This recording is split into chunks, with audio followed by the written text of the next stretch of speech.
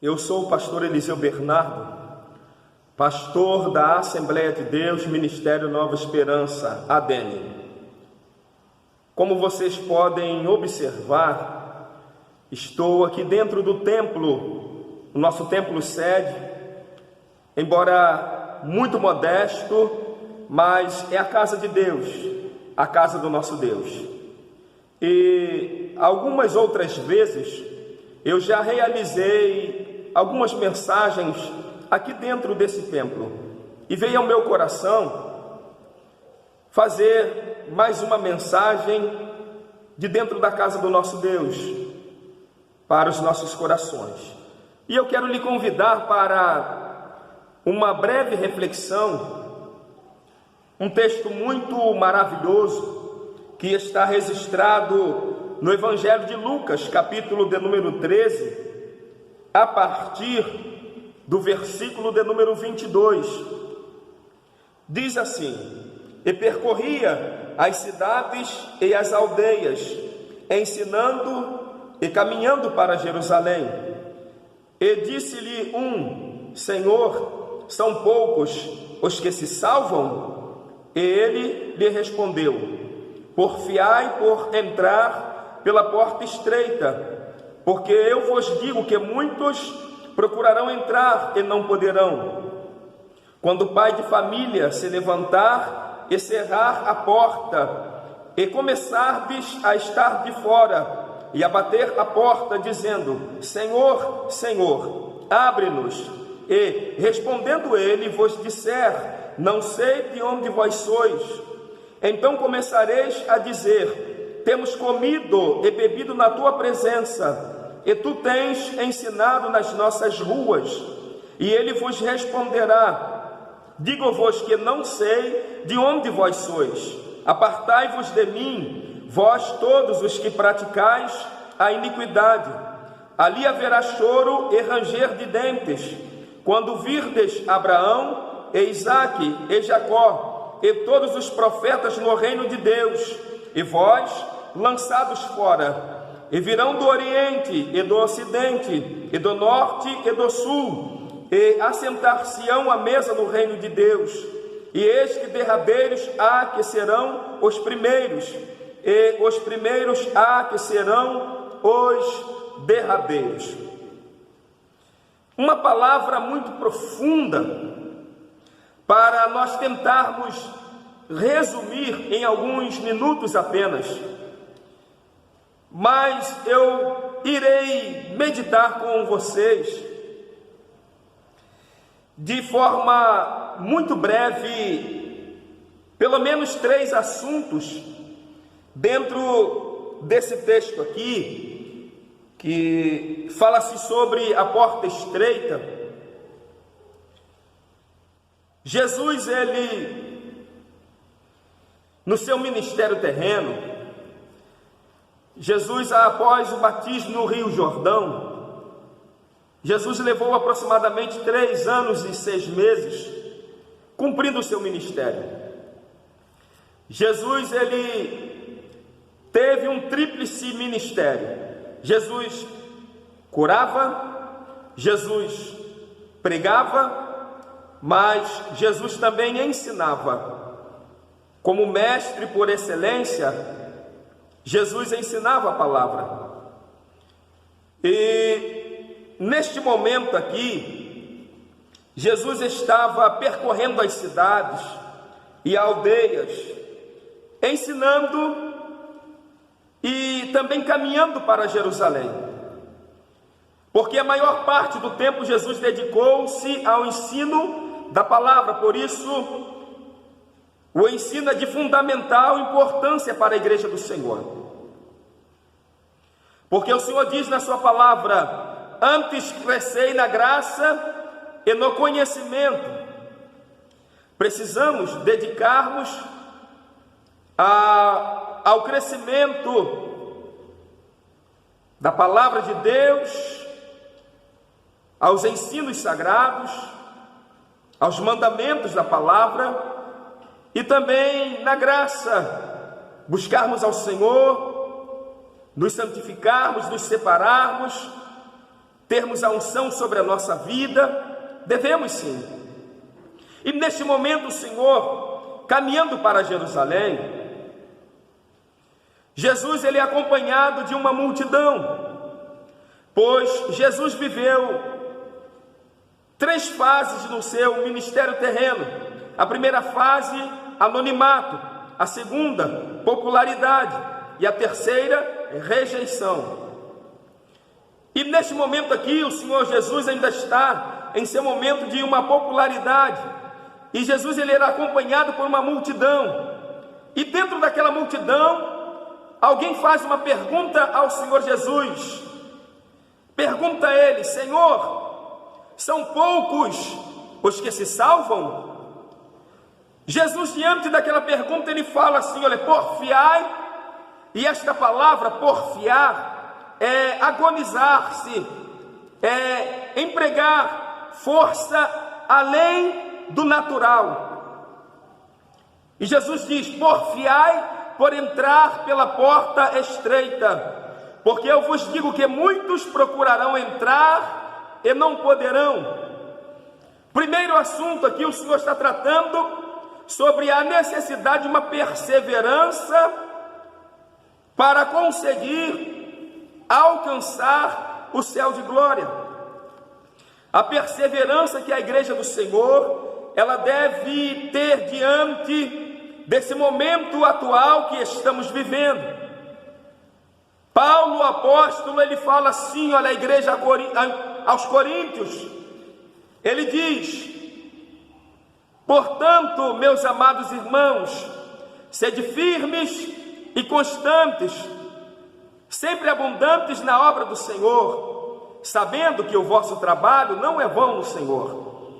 É necessário permanecer firmes, constantes e sempre abundantes na obra do nosso Senhor Jesus Cristo. E Jesus disse: porfiai por entrar pela porta estreita. E ele continua dizendo: porque muitos procurarão entrar e não poderão. Aqui o Senhor está tratando sobre a necessidade de permanecer fiel a Ele, obediente aos preceitos sagrados, obediente à sua palavra, para conseguir chegar ao céu de glória. O segundo assunto aqui que o Senhor aborda é: quando o pai de família cerrar a porta, ele se levantará para fechar esta porta, e vós começardes a estar de fora, dizendo: Senhor, Senhor, abre-se a porta. Nesse exato momento aqui, é o momento em que o arrebatamento da igreja há de acontecer, porque nós estamos na 6ª dispensação, chamada graça, favor não merecido, a maior das dispensações.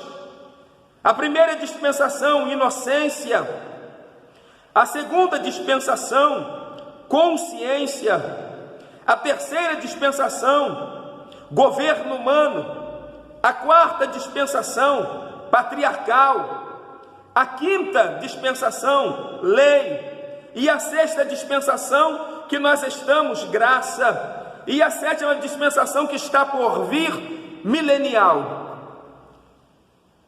Quando o Senhor Jesus ele disse: quando o pai de família fechar a porta, ao levantar-se,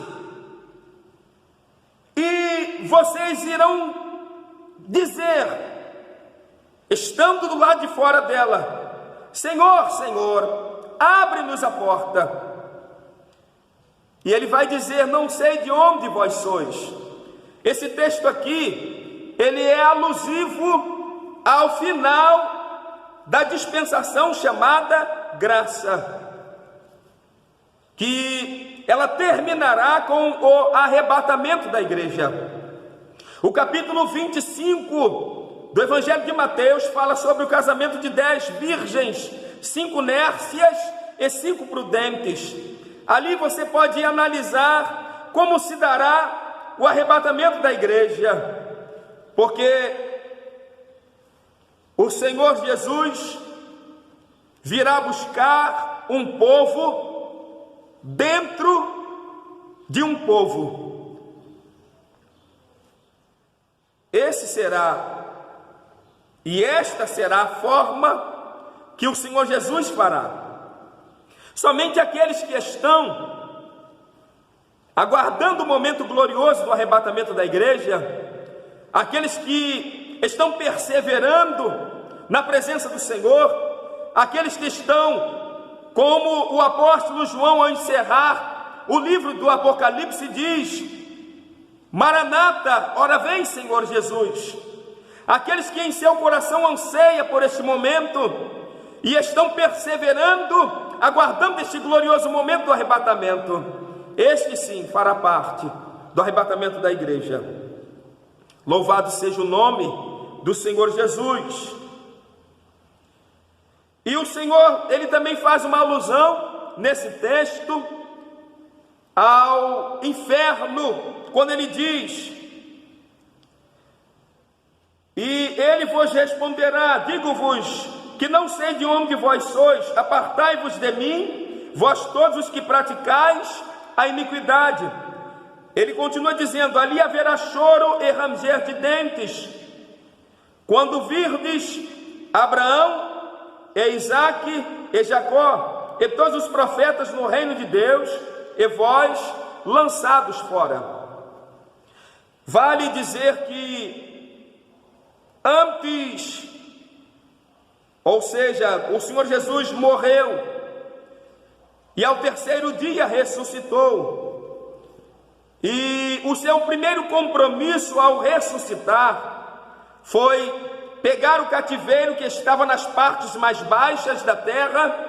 A Bíblia informa isto neste livro do Evangelho de Lucas, capítulo 16, a partir do versículo 19 até o 31, fala sobre o estado intermediário dos salvos em Cristo Jesus e dos ímpios. Ali mostra que o paraíso, chamado seio de Abraão, quando o texto fala sobre, era nas partes mais baixas da terra. E quando Jesus morreu e ressuscitou, o primeiro compromisso foi pegar o cativeiro e levar cativo para o terceiro céu.